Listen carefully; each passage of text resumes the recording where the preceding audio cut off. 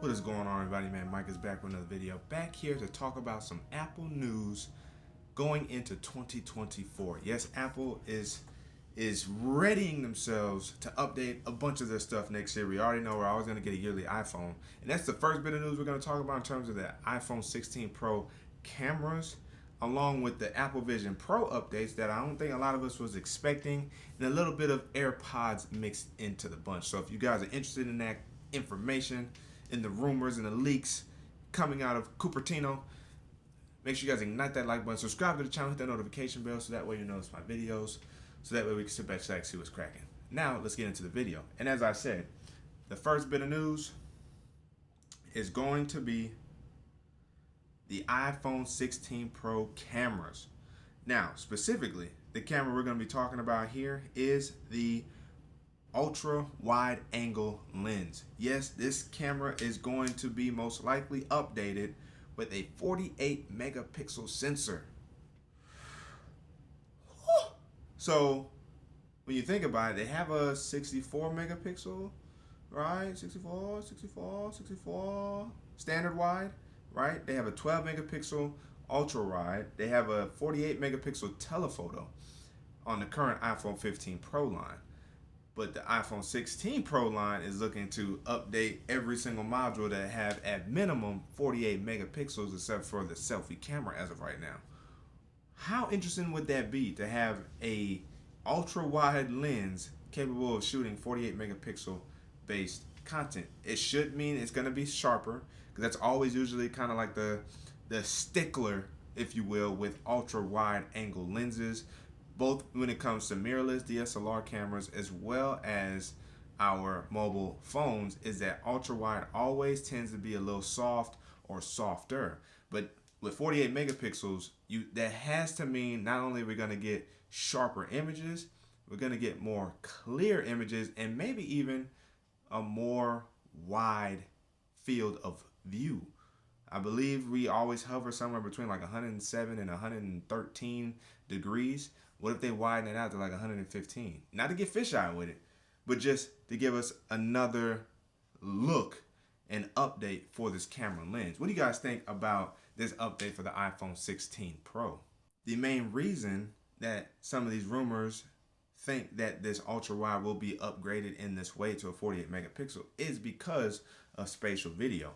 We know that with iOS 17.2, Apple has now added features to take spatial video with our video shots, so that way if you do decide to get an Apple Vision Pro, you're able to then view it in Apple Vision Pro, or just view it on your iPhone in like a standard video format. So it looks like some of these updates and upgrades that we're going to be getting with the iPhone is going to harmonize the iPhone with the Vision Pro, because the iPhone is really going to be like that barrier to entry for the Apple Vision Pro. How interesting. How interesting. Are you a fan of the Apple Vision Pro 2, by the way? Because I know there's some chitter chatter out there about it, but is this something that you're going to be actively interested in getting? We do know the price range is going to be somewhere around $3,500. Yeah, I couldn't even finish that. $3,500 for this headset. But if it is the future it's supposed to be, that price tag may not be so much in the long run. So it's going to be interesting from that perspective if this project really turns into something for real from Apple, and in the space of augmented virtual reality in its totality. Not to mention the fact that with the phone, since they're going bigger with the sensors, we do know that the phone sizes themselves may be upgraded to 6.3 inches and 6.9 inches respectively.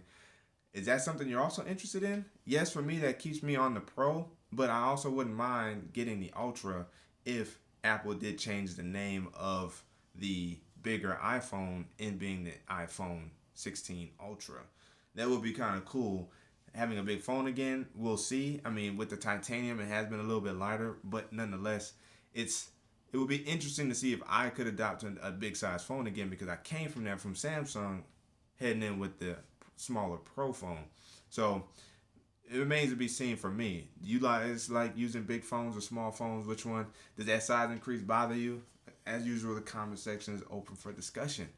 But since we were just talking about the Apple Vision Pro, it looks like the Apple Vision Pro may be heading to us sooner rather than later. Shout out to BGR for the report on the iPhone 16 Pro cameras. According to BGR, again here, they are staying on top of it with the reporting. They're reporting that the Apple Vision Pro may be launching in January or February as opposed to March or April. Why? Well, according to the latest on Power On newsletter by Bloomberg's none other than Mark Gurman, early next year could be as soon as the end of January or sometime in February. Wow. And a lot of people have been getting invited to actually start testing and trying the Apple Vision Pro out. Being invited over to what looks to be, I would imagine, Apple Park or Cupertino to try out Vision OS and to see how that goes in its beta stages. Woo! What would I love to get an invite to do something like that? What? But if they really are bringing a lot of personalities out to start checking out the Apple Vision Pro, I would say it's safe to assume that the Vision Pro could be launching within the next couple months as opposed to late spring. I can see that the end of winter, very early spring. Ooh wee. Itching for more Apple products, baby. All right, so that's the iPhone 16 Pro. That's Apple Vision Pro. What's the last thing we're going to talk about? Shout out to BGR again for the report. We're going to be talking about the Apple Watch Series 10 and how 2024 could see a similar approach to the iPhone 10. Does that mean we could get Apple Watch X, meaning 10-year anniversary of the Apple Watch? Could it mean that if we don't get that, we see a substantial change in design for the Apple Watch Series 10? Well, shout out to BGR as usual. It's looking like the Apple Watch could release with the X version. Another thing that was reported on a couple times, like 4 or 5 months ago, was the design could go more rounded and the watch band's connections could change to be more magnetic, meaning that all of your previous watch bands would no longer function with the Series 10. A complete new radical look, just like they did with the iPhone 10. Do you think that's a good idea by Apple? And if so, or if not, would you still be looking forward to the Apple Watch Series 10 regardless of a major redesign overhaul or not? For me, I like the more square look, which is why I would very much so wouldn't mind getting a Apple Series 9. Of course, for me, since I'm more traditional timepiece oriented, I would get the stainless steel model. Definitely more expensive. But from that perspective, I would like to get the last of this rectangular or squarish dial, squarish case based design going into a more rounded look that has been dominated by Android smartwatches, preferably in my case Samsung, because that's what I'm used to.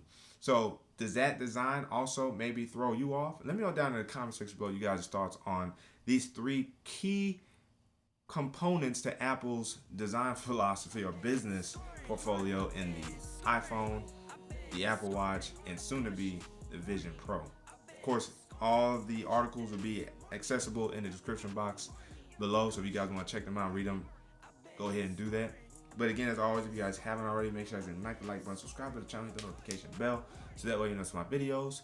So anyway, sit back, relax, see what's cracking. It's your man Mike is signing out. Until the next video, wait for it.